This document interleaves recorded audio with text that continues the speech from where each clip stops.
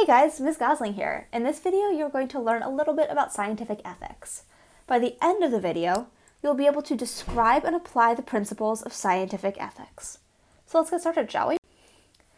Now, when we talk about ethics, most ethics falls into one of three ethical frameworks.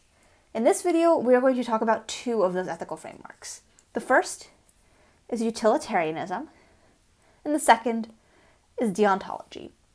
And the reason we're focusing on these two ethical frameworks is that they are very clearly opposed to one another.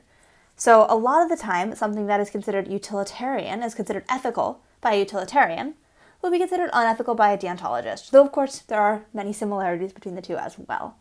So let's go ahead and get started. So a utilitarian focuses on the idea of minimizing harm. So if I'm a utilitarian philosopher, what I will say is that something is ethical if and only if it minimizes harm. Now, harm is a little bit of a challenging word to dissect because, of course, we have to say, what kind of harm is worse? A broken arm or a pulled or a torn ACL, right? So part of what a utilitarian's job is figuring out how do we quantify harm. Now, in this video, we will not be getting into that at all because this is an overview and we're really using utilitarianism and deontology to talk primarily about scientific ethics specifically. So let's go ahead and move away from utilitarianism to another philosophy, and that is deontology. Now, a deontologist would say, when you make an ethical decision, you need to take into account societal norms as well as harm reduction. So what that means is that yes, minimizing harm is good, but there are some actions that we cannot do even if that minimizes harm. One really good example of the difference between utilitarianism and deontology is something called the trolley problem. So the way the trolley problem is traditionally set up is there is a trolley that is out of control. And there are two tracks. On the first track, there are 5 people tied to the railway. On the second track, there is 1 person. And you are standing here.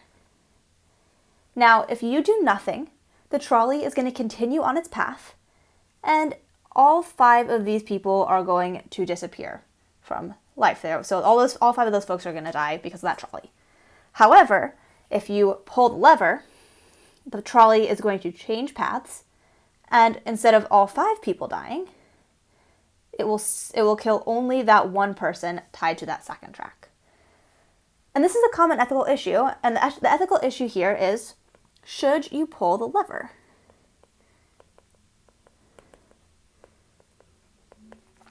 Now, a utilitarian, like this guy here, is going to say yes, always. You pull the lever, because pulling the lever is going to kill 1 person instead of 5. So you're minimizing harm by minimizing the loss of life. Now, a deontologist, on the other hand, would say, well, yes, minimizing loss of life is good, but by pulling the lever, you are acting. And by acting, you are killing somebody. So you are breaking the law, one of our societal norms that says that it is wrong to kill someone, and therefore it is unethical for you to pull that lever. And so that trolley problem is really seeing the place where minimizing harm and following societal norms kind of can come into conflict with each other really easily. So that's kind of the overview of utilitarianism and deontology. Now, when we talk about scientific ethics is primarily going to fit deontology. And the reason for that, the reason that we can maybe categorize it more as deontology than utilitarianism is that in scientific ethics, we do have norms that cannot be broken regardless of whether lives will be saved or not. So let's go ahead and talk about some of the norms of scientific ethics. So there are 6 key principles of scientific ethics. The first is honesty. And that principle says that you have to make sure that you are honest in the way that you represent your results. So that means we don't no misrepresentative graphs, and even more importantly, no fake data, no falsifying evidence. Second, we have carefulness. And the principle of carefulness basically says, when you are when you're engaging in scientific research, you have to be careful both with not breaking things. So, don't pollute, dispose of your chemicals correctly, that sort of thing. But also that we have to be careful with the way we make measurements. So misrepresenting data is bad, but also so is taking data carelessly. And so when we're following this principle, we have to not only tell the truth, we also have to do our best to partake in our research in a detail-oriented, precise manner. The third principle is intellectual freedom, and I think that's pretty obvious. People should be able to explore what they like. And more importantly, we should be able to question norms. So, for example, Galileo was persecuted because his discoveries clashed with the traditional Aristotelian Earth being the center of the solar system view of the world, that scientific norm. And in his day, he was persecuted for that. He was forced to recant his beliefs, to say that the things he was saying were wrong, even though the data supported that.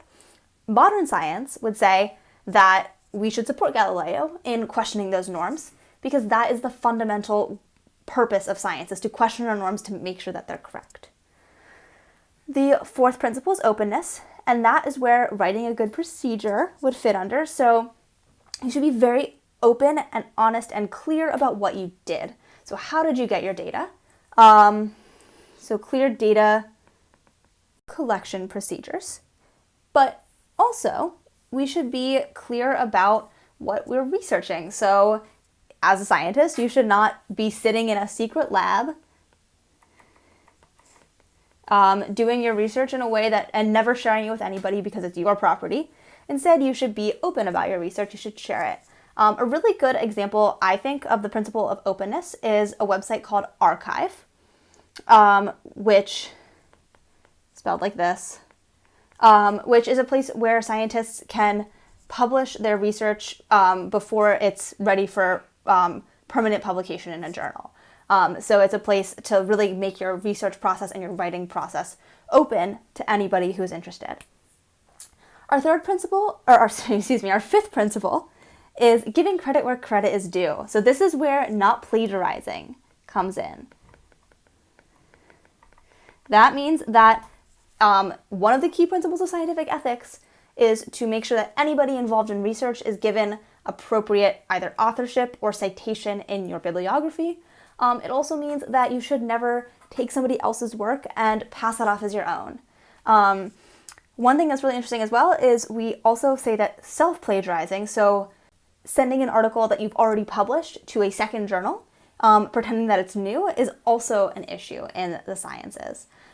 This is something we sometimes will see as an issue in academia as well, with college and graduate students, with somebody, for example, submitting a paper for their physics class and then submitting the same paper for maybe a chemistry class. And that's also self-plagiarizing and an issue of not giving credit where credit is due. In this case, not giving credit where credit is due to yourself. The last principle of scientific ethics, I think, is the one that is the hardest to really make judgments on. As we can really clearly tell, is somebody telling the truth? Is somebody following the utmost care when they do their research? Are they trying to suppress questioning scientific norms? Are they being open? Are they giving credit? That we can see very easily. So one of the hardest questions in scientific ethics is public responsibility. Is what you're doing good for society? Or more specifically, is it not bad? One example of this, of course, is looking at something like genetic editing to make designer babies. Because on the one hand, what you can do is this gives parents a chance to ensure that their children are going to have every opportunity possible in the future. On the other hand, if something like changing somebody's genes is only available for a certain group of people, then that creates inherent unfairness in society. And so then what is a scientist who studies that field? It's public responsibility to ensure that we have a just and a fair and an equitable society. And that's something that a lot of people come down differently on for different issues. And so if you choose to look at different scientific issues, you are really going to be focusing primarily on public responsibility, in that you are going to be asking, is this a publicly responsible thing for somebody to be researching? Now, if you choose the other option and you decide to focus more on questions of whether science is being done ethically, you can choose whether you want to use these principles of scientific ethics, or if you'd rather focus more on a utilitarian standpoint is life being saved? Are we reducing harm to the maximum extent that we can? But that's really the key of scientific ethics. So let's go ahead and move to our talking takeaways. So the first takeaway is that the two key philosophical schools are utilitarianism and deontology. And again, there are others. These are the two that we are focusing on. However, if you have an interest in philosophy, you are welcome to look at other philosophical schools and choose a different framework to focus on. The second takeaway is that scientific ethics falls primarily in the field of deontology because there are ethical principles that cannot be broken regardless of lives saved. So for example, if you think that your data, that your experiment is going to help people, but in order to do your experiment, you need to somehow lie about your data or not treat your test subject in a kind way, in a publicly responsible way, then you still can't do that research even if lives are going to be saved. So with that, this has been your introduction to ethics. Now it is your turn to explore an ethical issue in the sciences and see where you fall on that issue.